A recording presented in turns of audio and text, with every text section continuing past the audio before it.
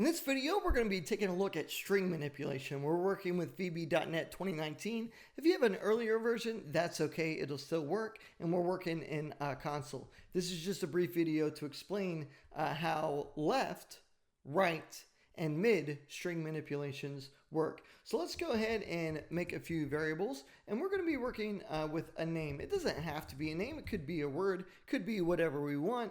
In this example, we're just going to use a name, and then we're going to do new name as a string. And what we're going to do is we're going to record the input name that the user inputs, because they could input any name or word. It doesn't really matter. This is just a short review video of how it works, or maybe you want to see how it works. And then new name, we need to store our string manipulation. So the first one we're starting with is left. Now what this means is we want to start from the most left side of the string. That's why it's called left. And we want to move out a certain amount of characters. So here's how that works. And we need to store the manipulation that we're doing. So we're going to store it in new name, and we have left. And you'll see a red line happens under left. And that's because it needs to accept two things. The first thing it needs to accept is what string are you working with? Well, the string we're working with is name. And how many characters do we want to go? Let's say we want to go 3. And I forgot something pretty simple. We need to ask the user to enter a name. So let's go ahead and go back up here and type in enter a name. And then we need to store that in the variable called name. So we'll go ahead and do that. Now that we have that, we can get 3 letters, the first 3 letters from the left of name, and we're going to store that into new name. And because we've stored it, that doesn't really allow us to see anything. We need to make sure we output it. So let's go ahead, let's save this program, let's run it and see what happens. So we have our prompt, enter a name, and the name we're going to be using is Stacy. That seems like a good one.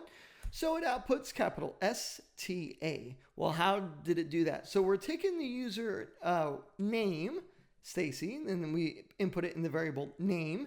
And then what we're going to do is we want to output it. We want to start from the far left, and we want to go 3 characters. Capital S is going to be my first character, lowercase t, lowercase a. So what it does is we move from the left to the right based on how many characters we type in. So we said we want to go 3, and it gives us the first 3 characters. Okay, so that's how left works. Now let's talk about right. So for right, it works the same way. We're starting from the right and moving left. Now, once it gets to that character, it's going to finish outputting the rest of it. So let's take a look at how that works. So we're going to do right, and we're going to do name, and we're going to do 3 again. Now, these numbers could be whatever I want them to be. We'll change them in a minute so you can see. But if I do 3, and I type in S-T-A-C-Y, it's going to give me A-C-Y, not Y-C-A. So it's starting from the Y. We're counting 3, 1, 2, 3, and then it's going to output from there to here from the right. So let's take a look, see how that works. So we have 1, 2, 3, A-C-Y. So we want to start from the right. We want to move 3 characters and then output everything from this point on to the end. So let's take a look at how that works. For example, if I do, say, 4, it's going to output 4 of them. So it's going to move to the 4th character, 1, 2, 3, 4, T-A-C-Y. If I change this to 1, it's only going to output, or let's do 2 so you can see the difference. It's only going to output the C and the Y. So it moves 1, 2, and it outputs everything there. So it moves to where it is, and then it outputs everything to the right.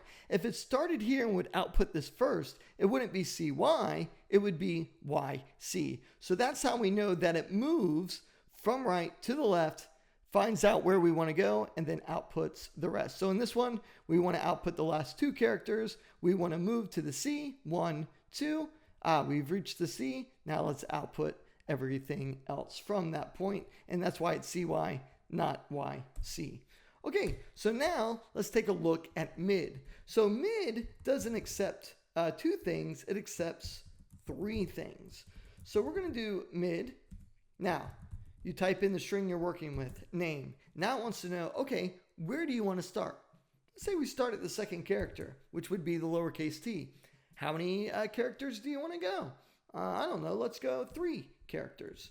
So now when we say 2, we want to go to the third, or this is how many characters we want to take.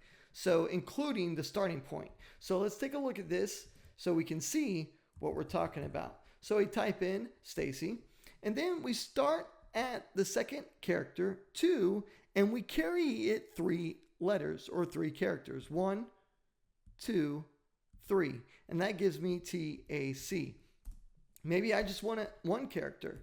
No problem. I change this 3 to a 1. And now what it will do is only give me the second character only, the lowercase t. I said I wanted to start here. How many characters do I want from the starting point? I want 1. And that's why it gave me only the letter T. Something else you can do with mid is actually isolate each letter and output it. So we're going to do a for loop. And if you're not familiar with for loops, you may want to learn them because they're commonly used when you know how many times a loop is going to run. And we're going to start at character 1, and we need to go to the length of the string name. Because the user is entering any name, it's going to run a different amount of times based on how many characters are in the name. So the first thing I need to do is do new name, and what we're going to do is we're just going to overwrite new name to hold the letter. And what we're going to do is we're going to use mid. Now, what string are we working with? We're working with name. Then where do I want to start? Now you may be thinking, well, I want to start at character 1. No, you don't, because if you start at character 1, it's going to output the letter S every single time. What we're trying to do is output the entire thing. So we're going to start with I. We're going to start at I. It'll be 1 the first time, 2 the second time, 3 the third time, and so on until we get to the end of the thing. That way, we want to isolate each character. Now, how do we isolate each character? Well, I is going to change the character that we're on, but then don't forget, mid also takes a third thing into account, and that's how many characters you want to store. And then right here, we want inside our loop, we want to do new name. If we do it outside the loop, it's only going to give us our last letter. We actually need to come back up here and do this as well. Now, you may have noticed these were not commented out. That's fine because by the time we got down to mid, it overwrote it. Now, I need to go down here. We need to remove this one as well. If we don't remove that one, it's going to output the second letter or the last letter twice, and we don't want that. All right, so it looks good. Let's go ahead and save, and let's run this to see how we can isolate each character. So we're going to type in Stacy again, and this time what we should see is the capital S-T-A-C-Y isolated and each put on its own line. And there we have it, capital S on its own line, console.writeLine, lowercase t, console.writeLine, the A, the C, and the Y. So that's it for the intro. In the next video, we're going to be using left and right to see how we can use it in a real-world application setting. And then in a separate video, we're going to use mid and actually take a word and make it go backwards. And we're going to store each character and just make it go backwards. So that's it for this. If you have any questions, post a comment. We'll see you guys in the next 2 videos.